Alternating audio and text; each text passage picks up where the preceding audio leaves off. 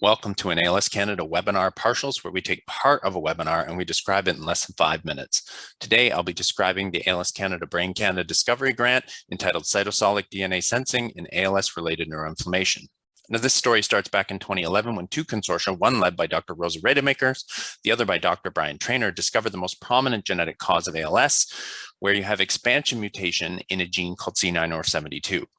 Now, when a new genetic cause of the disease is found, two of the things we have to do is to determine, first of all, whether or not there's a loss of normal function of the resulting protein causing motor neuron degeneration, or does that mutation cause a toxic gain of function of the protein? Or in fact, is it both?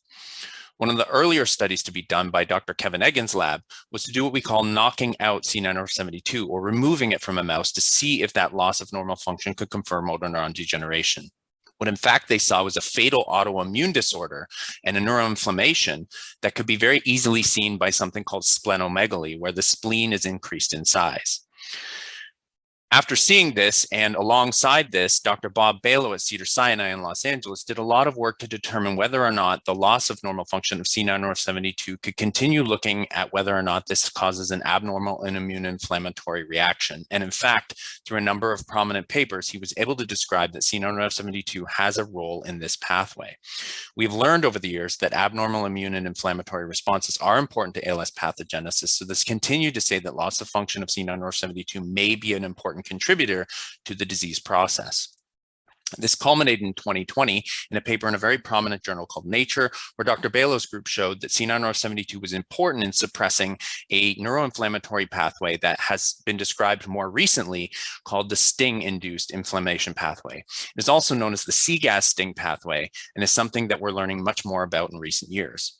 What was very exciting was that a follow-up study by Dr. Seth Masters and Dr. Peter Crouch's group in Australia also showed in a prominent journal called Cell last year that mutations in TDP43 in mice also caused abnormal activation of CGAS STING in ALS. This is exciting because once you find the same pathway, which is affected in two different genetic models of the disease, you can start to say perhaps this is something that could be more widely a problem in ALS in general. What was even more exciting was when we learned that in Canada simultaneously, and as yet unpublished, Dr. Honglin and Dr. Neil Cashman at University of British Columbia had shown that an another ALS model mouse conferred by mutations in SOD1 also had abnormal activation of the CGAS STING pathway. As a result of all this work, Dr. Liu and Dr. Cashman applied to an ALS Canada Brain Canada Discovery Grant, for which they were successful, to follow up their studies to see if the CGAS STING pathway might be an important target for therapeutics.